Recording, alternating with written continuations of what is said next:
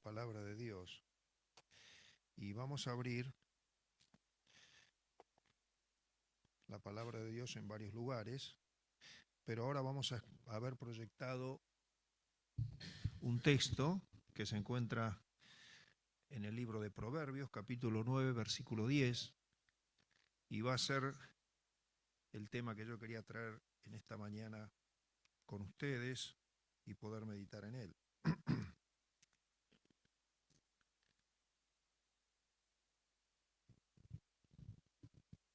Proverbios, capítulo 9, versículo 10, a ver si ya lo tenemos ahí para proyectarlo. Dice la palabra de Dios que el temor de Jehová es el principio de la sabiduría y el conocimiento del Santísimo la inteligencia. El temor de Dios es el principio de la sabiduría, de vivir una vida en sabiduría, de acuerdo a lo que Dios quiere. El temor de Dios significa tener en cuenta a Dios en la vida, no vivir ajenos a que Dios está, como lo hace la sociedad en la cual vivimos, que dice creer en Dios, pero vive a espaldas de Dios. Eso es una realidad. Y dice además el texto, el conocimiento del Santísimo. Acá el Santísimo es Dios. Es la inteligencia para vivir. Es la cordura para vivir. Conocer al Santísimo que es Dios. Que como es tan santo, no tenemos acceso a Él. Y por eso Él se da a conocer. Dios se revela al ser humano, se muestra. Porque si Él se mostrara como tal es, como santísimo, no podríamos habitar su presencia. Porque nosotros somos diablitos, ¿no? Por ahí andamos, ¿no? Por supuesto, ¿no? Nada que ver, somos hijos de Dios, aquellos que confían en Dios. Pero tenemos cosas que evidentemente no nos permitirían estar en la presencia del Santísimo. Y Dios, en su afán de darse a conocer, se manifiesta a través de la naturaleza, se manifiesta a través de lo que vimos hace un ratito, el milagro de la vida. Dice la palabra de Dios, así como tú ignoras cómo se hacen en el vientre de la mujer los huesos del ser humano, también ignoras las cosas de Dios. Este es Dios. Ahora, el ser humano cuando ve estas cosas, ¿a qué lo atribuye? No sé a qué lo atribuye. Pero hay evidencias claras de la presencia del Santísimo en medio de su creación. Dios quiere revelarse a nosotros, quiere hablarnos y por lo tanto es nuestra inteligencia querer conocerlo. Vamos a Jeremías capítulo 9, versículos 23 y 24.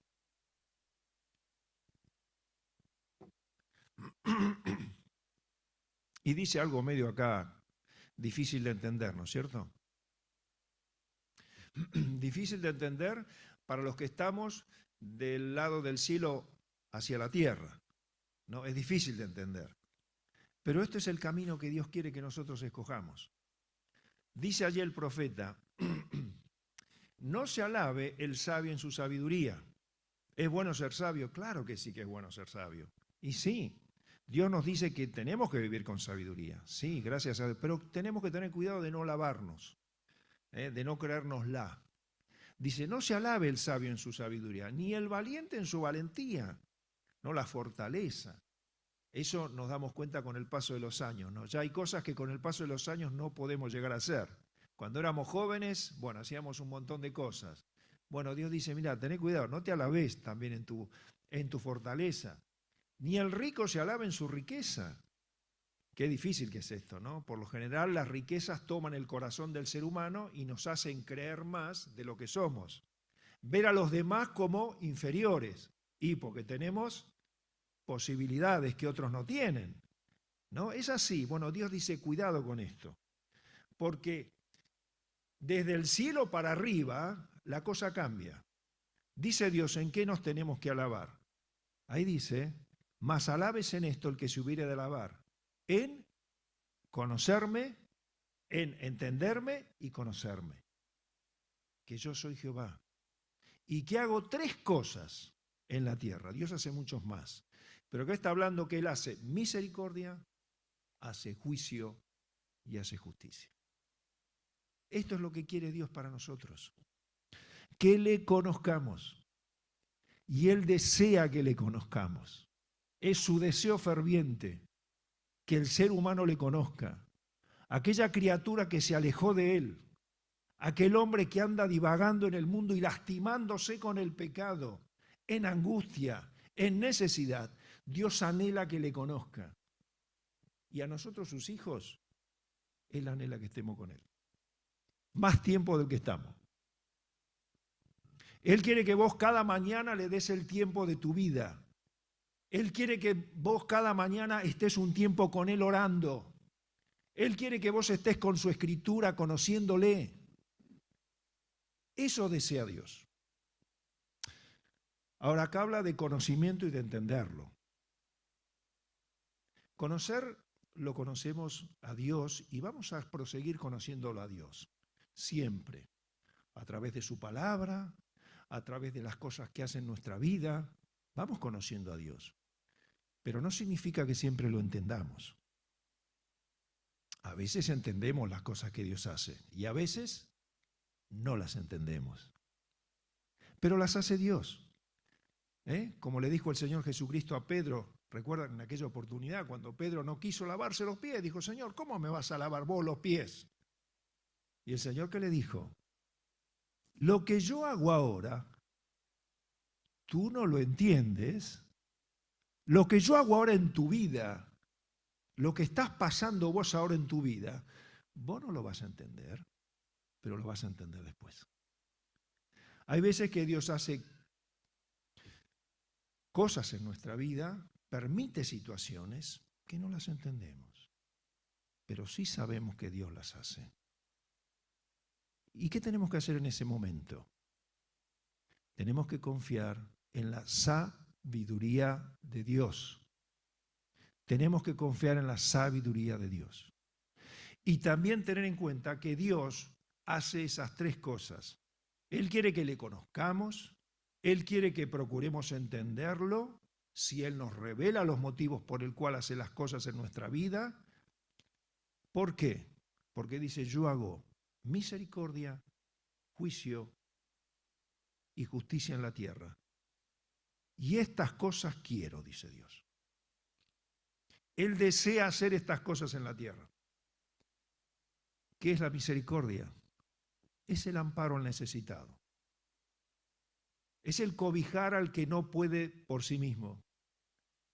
De hecho, Israel tenía leyes muy especiales y formales para los huérfanos y las viudas. Dios en los cultivos había determinado que Israel debía dejar parte de los cultivos sin levantar, porque eso era para el pobre, para el que no tenía sustento, y Dios le proveía, para el huérfano, para la viuda. De hecho, Dios es amparo.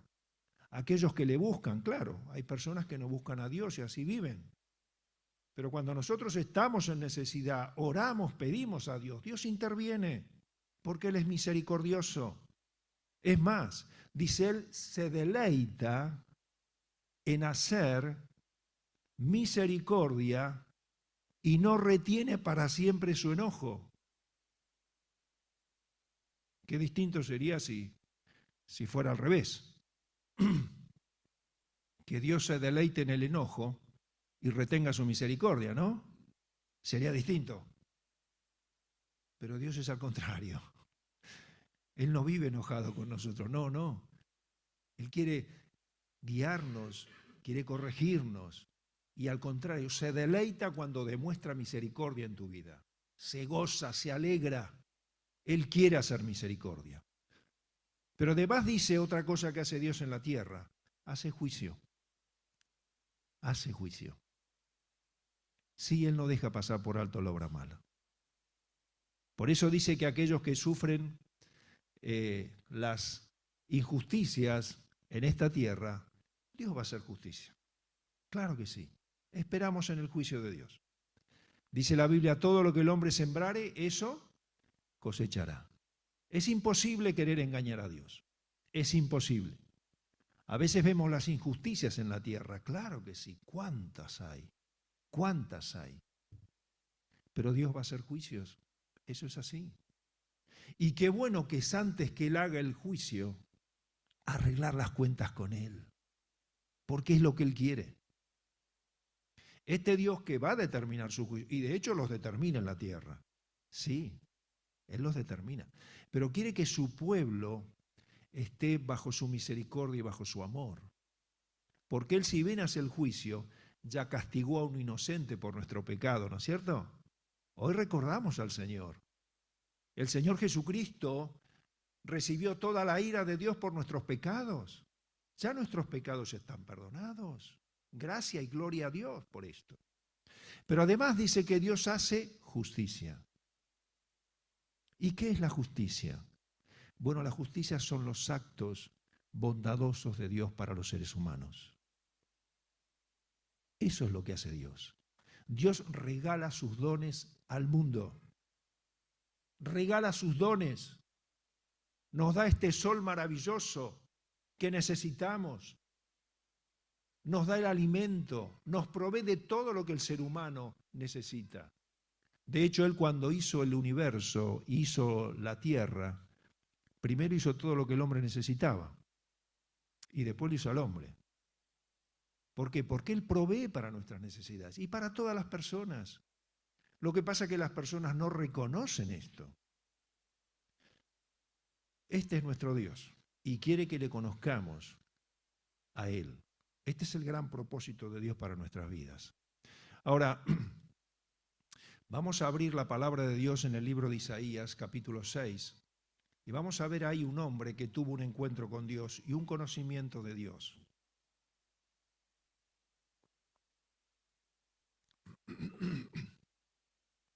El cual quisiera que en esta noche, que en esta mañana, todos podamos reflexionar en este encuentro que tuvo este hombre que se llamaba Isaías. Capítulo 6.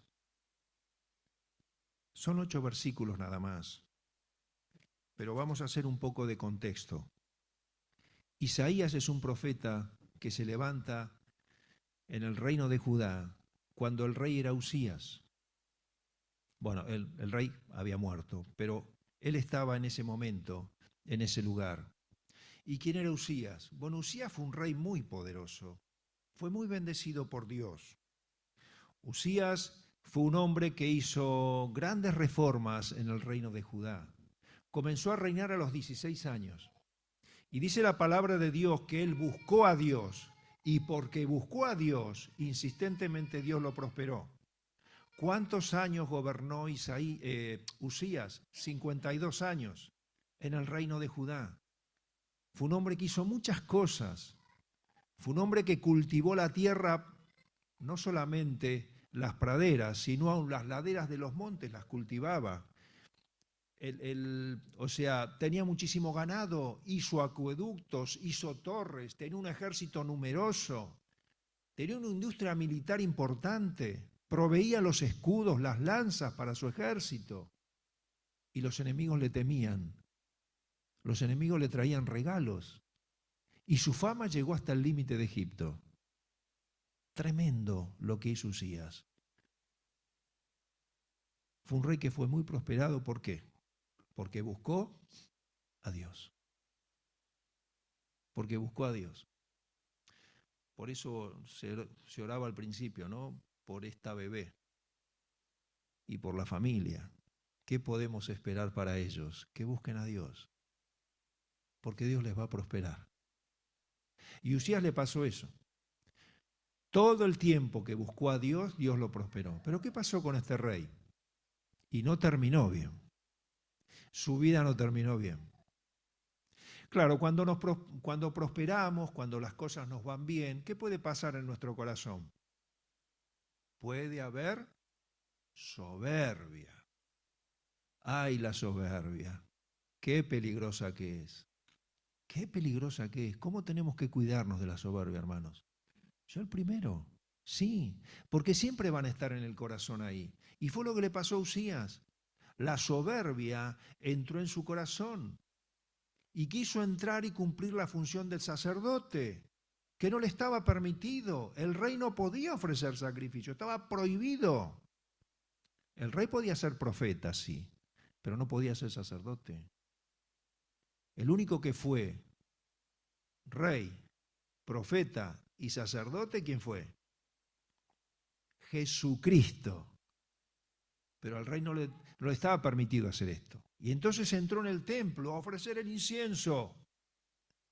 Estaba orgulloso, estaba soberbio, se llevaba por delante todo.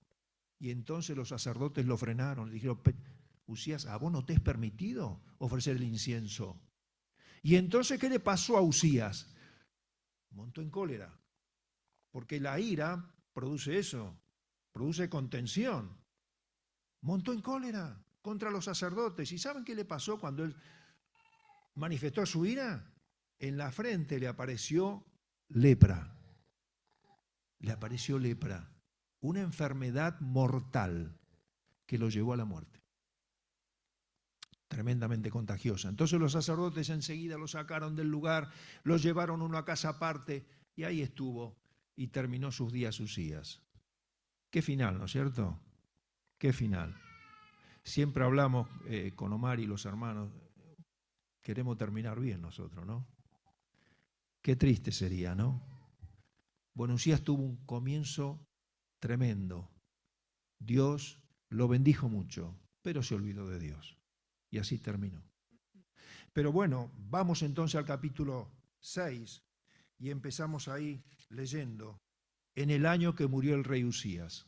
Nada está puesto en la Biblia por casualidad. Por algo, acá está mencionado que en ese año que el rey Usías murió, Dios se manifestó, se reveló a Isaías para que Isaías lo conozca. ¿Cuál era la condición política de Israel? Vamos al capítulo 5. Y fíjense si esto no tiene relación con lo que vivimos nosotros. Y tiene algo de parecido, ¿no? Versículo 8, dice Isaías, está hablando de la condición en la cual se encontraba en ese momento la nación. Ay de los que juntan casa a casa y añaden heredad a heredad, hasta ocuparlo todo. ¿Habitaréis vosotros solos en medio de la tierra? Esta es la opresión de los ricos. Ay de los que se levantan de mañana, versículo 11, para seguir la embriaguez, que se están hasta la noche, hasta que el vino los enciende. ¿Qué hace el vino? Produce disolución. ¿Está mal tomar vino? No, no está mal. El tema es el exceso. El exceso del vino desinhibe a las personas y dice hasta que el vino los enciende y hacen locuras. Bueno, no pasa hoy. Sí, pasa hoy. El vino es una de las principales adicciones que tenemos en la sociedad. ¿Está mal tomar vino? No. Pero el punto está en aquel que se emborracha, en aquel que pierde los límites. Bueno, pasaba esto en aquel momento. Versículo 18. Ay de los que traen la iniquidad con cuerdas de vanidad y el pecado con coyuntas de carreta. Es decir, traen la iniquidad con cuerdas de vanidad, se enorgullecen, naturalizan la maldad, se creen inmunes de lo que hacen. Es decir, cometen la iniquidad y además se ensoberbecen. ¿No pasa hoy? Qué parecido, ¿no? Con la actualidad. Y sí. Dice, versículo 20, hay de los que a lo malo dicen bueno y a lo bueno malo, que hacen de la luz tinieblas y de las tinieblas luz, que ponen lo que es amargo, le dicen que es dulce, y lo dulce lo ponen por amargo. ¿No pasa hoy? Cosas que están claramente mal y la gente aprueba. Y uno dice, ¿qué pasó?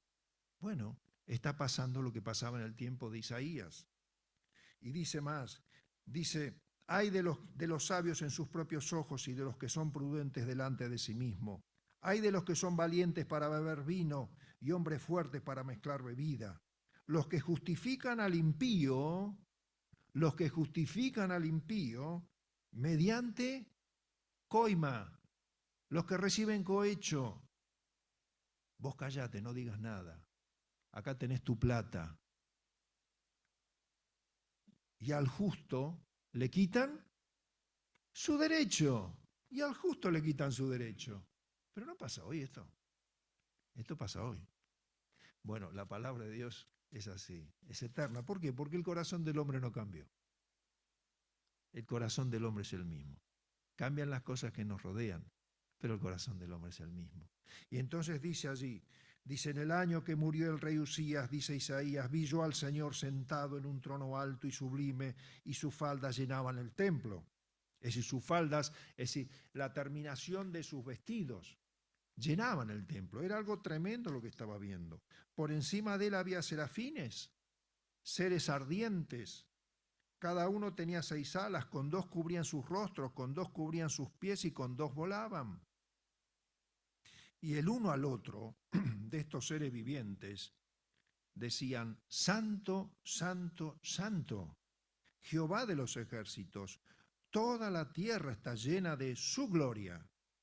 Y los quiciales de las puertas, es decir, los cerrojos de las puertas de ese lugar del templo, se estremecieron con la voz del que clamaba, y la casa se llenó de humo. Entonces dije, dice Isaías, ay de mí, acá hay otro ay, pero no es de las cosas que rodeaban, sino es de él. Ahora es propio, es de él. Dice, ay de mí, dice, que soy muerto, porque siendo hombre inmundo de labios y habitando en medio del pueblo que tiene labios inmundos, han visto mis ojos al Rey Jehová de los ejércitos. Y voló hacia mí uno de los serafines, de estos seres que estaban alrededor del templo, teniendo en su mano un carbón encendido, tomado del altar con unas tenazas, y tocando con él sobre mi boca, dijo, he aquí que esto tocó tus labios, y es quitada tu culpa y limpio tu pecado. Y después oí la voz del Señor que decía, ¿a quién enviaré? ¿Y quién irá por nosotros? Entonces respondí yo, dice Isaías, respondí yo, heme aquí, envíame a mí. Heme aquí, envíame a mí. Fíjense cómo Isaías tiene un conocimiento de Dios. Es un Dios que quizás hoy no se predica mucho. Alguno cuando pregunta, bueno, ¿quién es Dios? Y nos dicen, bueno, yo creo que Dios está allí lejos, y bueno, dicen cada cosa. Nos dicen, bueno, este es Dios. Es el Dios al cual hoy cantamos, ¿eh? No es distinto. Este es Dios. Este es Dios. En su trono, majestuoso. Ahí está Dios sentado. Y entonces este hombre, Isaías, que tenía una nación totalmente corrompida, que había muerto aquel hombre que probablemente él admiraba, y él tenía en su contexto como un gran rey de Israel, pero había fracasado el último tiempo. Su fe se veía frustrada. ¿Cómo este hombre se equivocó? Estaría pensando, no sabemos. Probablemente Isaías era un hombre joven y dice, ahora, ¿qué voy a hacer? La situación como está, ¿qué voy a hacer? El Señor se le reveló. Y lo primero que él ve es un trono alto y sublime, santo. Nada que ver con lo que pasaba en la tierra. Porque Dios es el que hace misericordia, juicio y justicia en la tierra. Su trono está por sobre todos los demás. ¿Creemos eso? Es así, hermano. Es así. Este es el trono de Dios, alto y sublime. Él gobierna sobre todas las cosas. Y era lo que Dios quería que esté en el corazón de Isaías. Era que Él estaba sobre todas las cosas. Y era sublime, santo, santísimo. Entonces en ese momento dice que vio estos seres que estaban allí, en ese lugar, y daban voces y decían, santo, santo, santo. Y cuando decían santo, santo, temblaba todo, temblaba todo. Mire, Dios tiene muchos atributos, que es santo, que es misericordioso, que es amor, que es fiel. Pero el único atributo en el cual se repite 3 veces en la Biblia es este. No hay otro que se repita 3 veces. Tendrá que ver algo, ¿no? En Apocalipsis también ocurre lo mismo. Dios es santo. santo, santo. Dios es santísimo. No significa que 3 veces santo, porque entonces, ¿no? Si fuera 4 sería más. No, es santísimo. Hermano, ¿cómo adoramos a este Dios? Las promesas que hacemos en las canciones, lo que le decimos, lo que predico, lo que hablo. Bueno, este es nuestro Dios. Pero gracias a Dios, porque cuando Isaías tiene esta visión tan tremenda de la verdadera imagen de Dios, dice que ahí dice, bueno, tuvo una angustia terrible. Y dice, ay de mí, que soy muerto, porque siendo hombre de labios inmundos, han visto mis ojos a Dios. Y es más, dice, habito en medio del pueblo que tiene labios inmundos. Hermano, nosotros no somos mejores que nadie acá en la casa de Dios.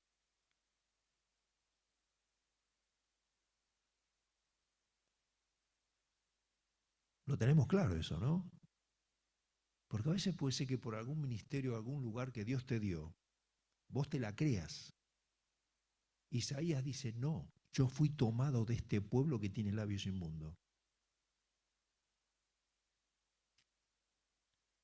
Porque si no nos puede pasar lo que le pasó a Usías, ¿eh? Tengamos cuidado. Hermano, el pecado siempre está delante. El pecado nos persigue y nos rodea. No somos mejores que nadie. ¿Sabe cuál es la diferencia? Que somos más responsables que otros y Dios te dio un lugar en la casa de Dios. Esa es la diferencia. No hay otra diferencia. Esa es la diferencia. Yo soy más responsable que ninguno en la casa de Dios.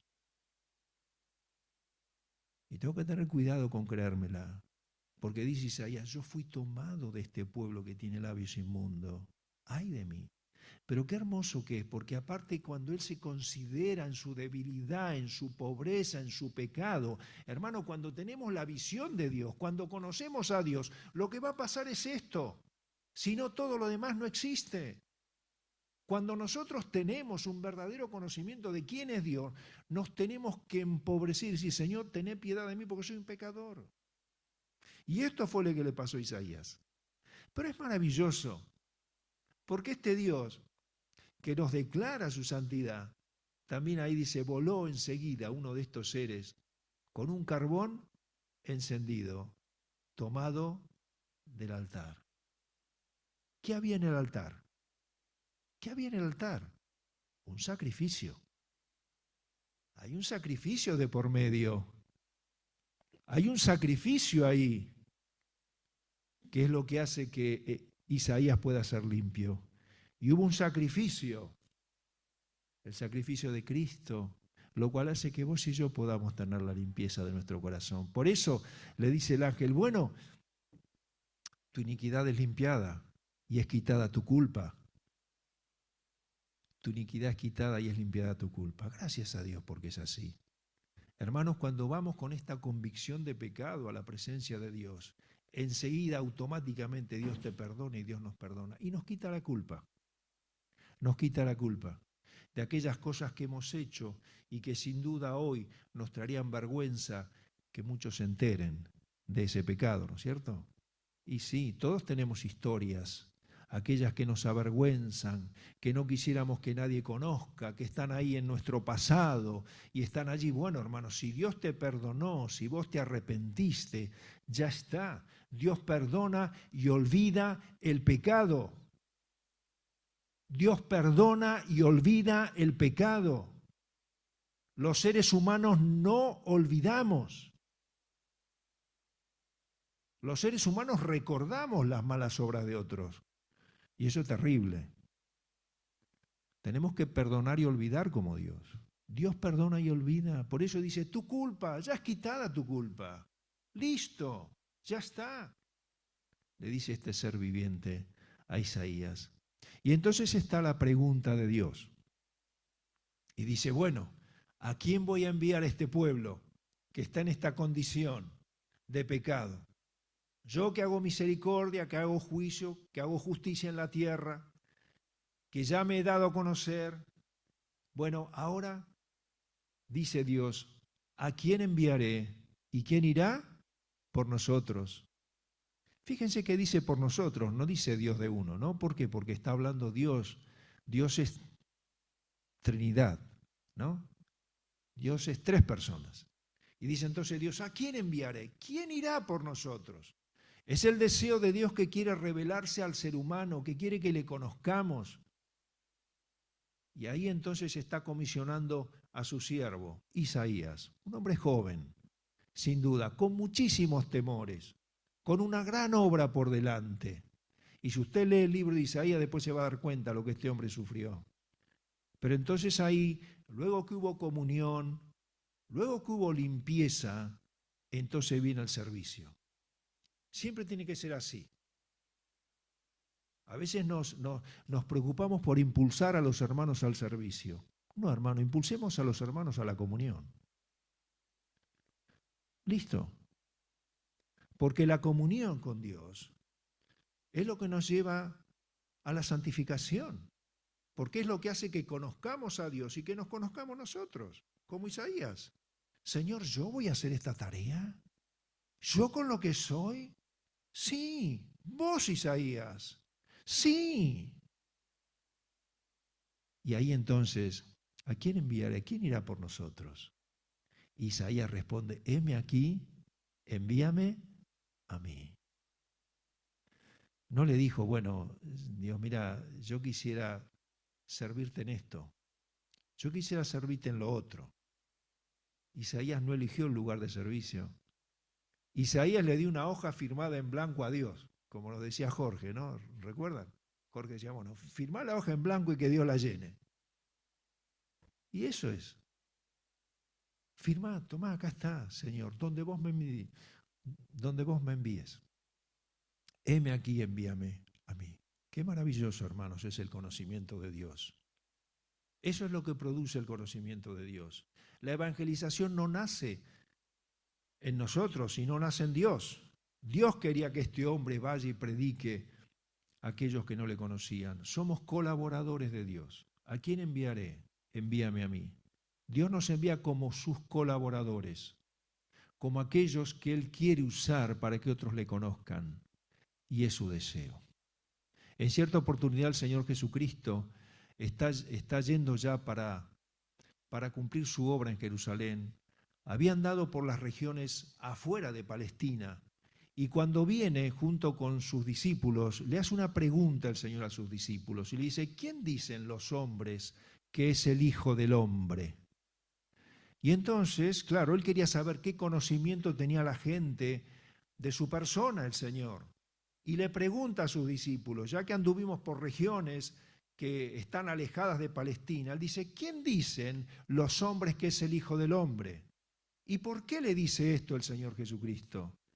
Porque el Hijo del Hombre era el título mesiánico que tenía el Mesías. Daniel lo menciona en el capítulo 7. Dice, vi aquel que era un anciano de días, que es Dios, al cual se acercaba a uno como el Hijo del Hombre. ¡Qué maravilla! ¿Cómo se cumplen las profecías en el Señor? Por eso él le dice, ¿quién dice los hombres que es el Hijo del Hombre? Y él se presentaba como Hijo del Hombre.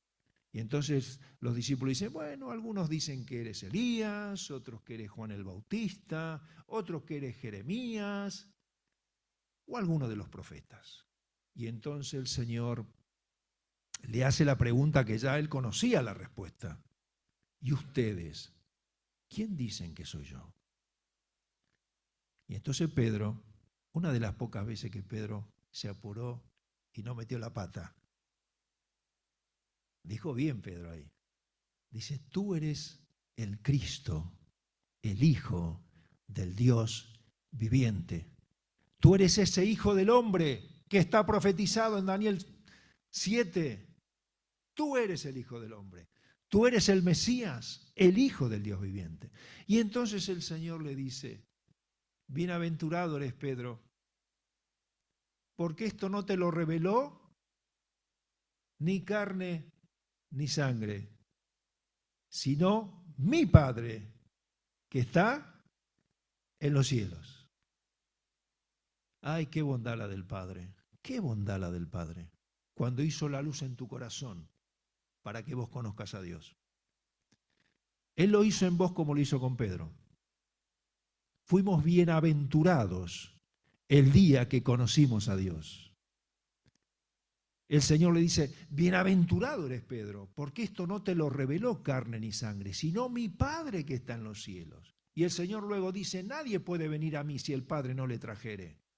Es el Padre que nos lleva al conocimiento de Cristo. Y Él dice, si yo no fuere levantado del cielo a la tierra, a todos atraeré a mí mismo.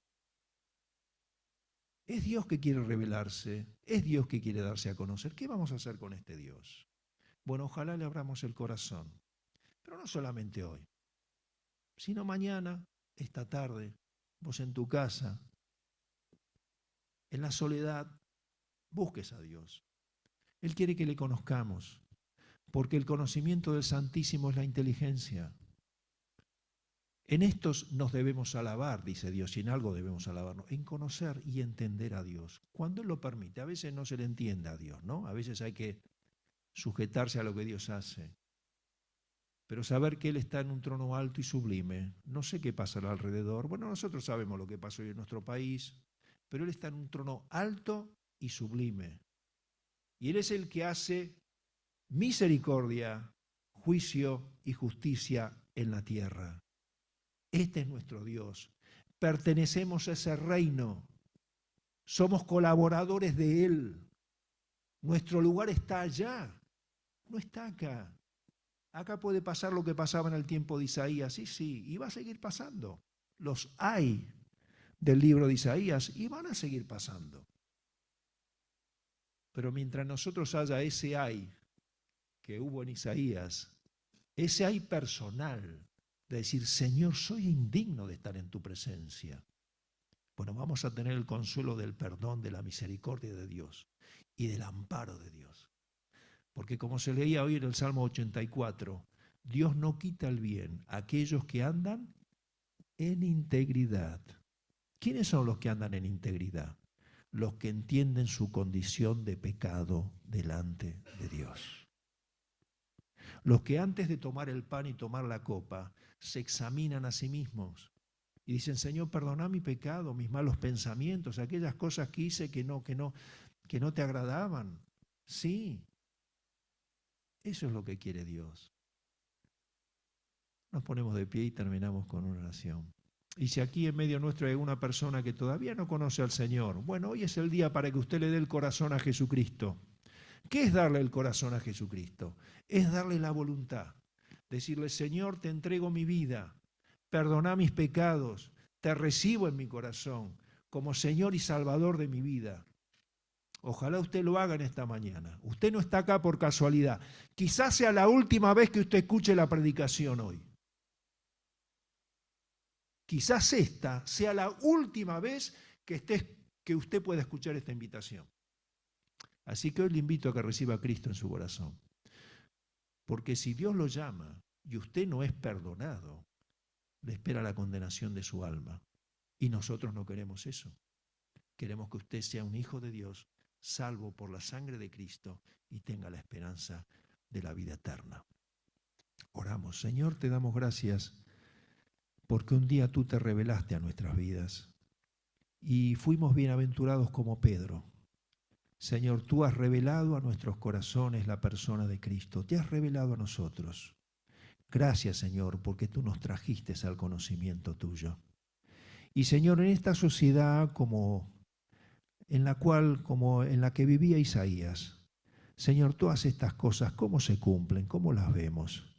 Pero Señor, te damos gracias porque tú eres aquel que hace misericordia para con nosotros, que te deleitas en hacer misericordia.